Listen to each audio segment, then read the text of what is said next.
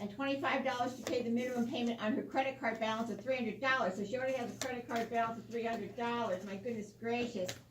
And so she's spending, let's see, $150 and $35 and $25 is $210. And that's what she earned. Oh my gosh, that's what she earned last month. What do you think? What do you think? Sam. I said no.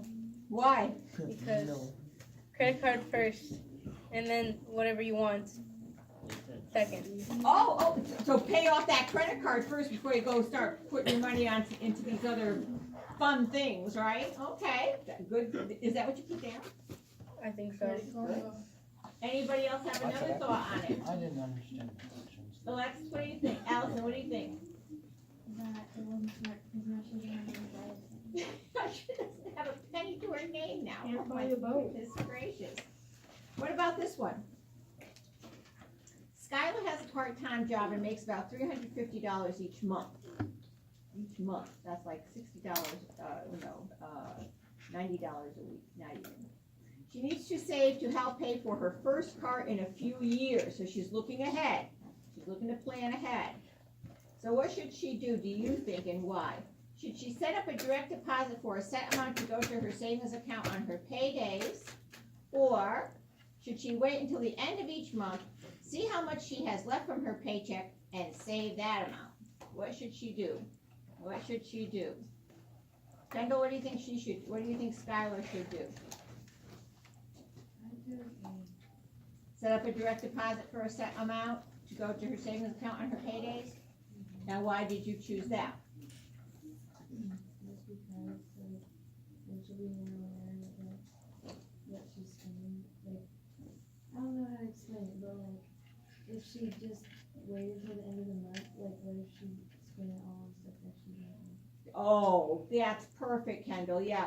If she has that money, sometimes there's an old saying that money burns a hole in a person's pocket, that they can't keep money. So she, like Kendall said, she might spend it all by the end of the month and on things that she doesn't even need, and then she has nothing to show for it in savings.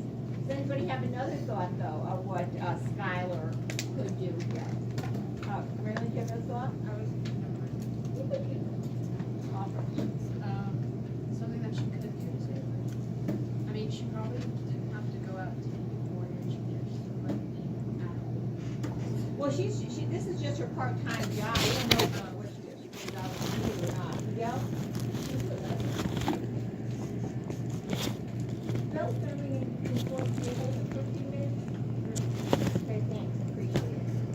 So, I'll take a look at these and see what your justification was for your answer.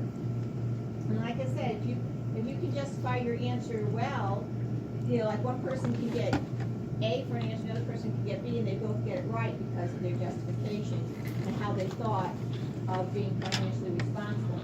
What we have to do now is we're going to go into an algebra unit to enhance your algebra skills. And I found out from the other class that some of you are already very well versed in algebra. What do I mean when I say combining like terms? What does that mean, combining like terms? Y'all know? Money, do you know what it means? Combining similar things. Yeah, combining similar things. If I said 8x plus 2x, what would you say that was? 8x plus 2x. Sam? Add the 2x plus the 8x, mix it together, it would be 10x. Yeah, it'd be 10x. Just if you have 3 apples and 2 apples, don't you get 5 apples? So if you have 3a plus 2a, you have 5a. So you have a coefficient, which is that number, and you have a variable, which is the letter. Does it always have to be x? Nope. No. Do you think the letter L would make a good variable to use? Yep. Wait, L? No. Sometimes it looks like a 1, doesn't it? It might confuse people. For people, the newest letter that algebra people are using is the letter N for number, which makes sense, N number. Before it was always X, that was always the variable X and Y. So we'll be using all of them so that you're well versed in those. So now we have to find out how much you remember from that stuff. How many of you remember how to solve solve a one-step equation. Oh boy, not too many people. Wait. What's the difference between 1 step and 2 step? A one step is when you're just like. I know 2 step. I don't know 1 step. I forgot 1 I step. think you do. I think you do. It's like 2x plus 1 equals No, 2. it's two-step. but Say a one-step equation would be something like this.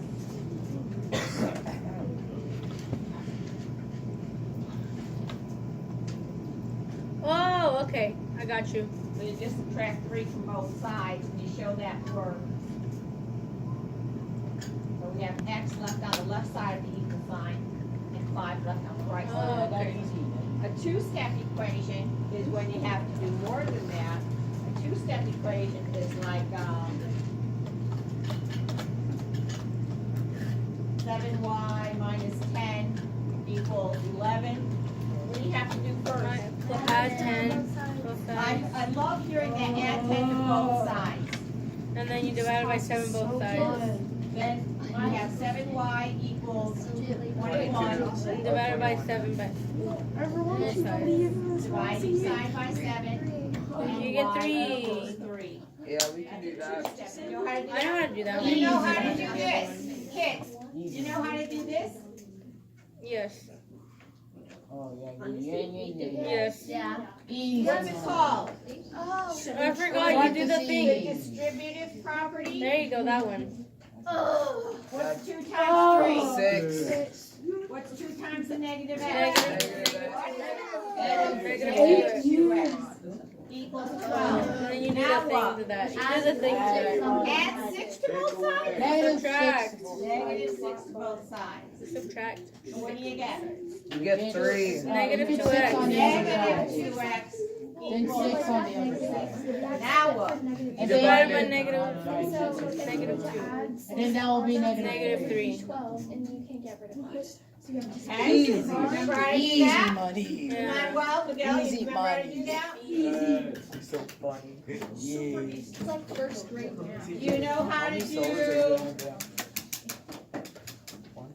doing in front of a judge? Yes. Are you gonna do it in front of what a if you judge? have something like this?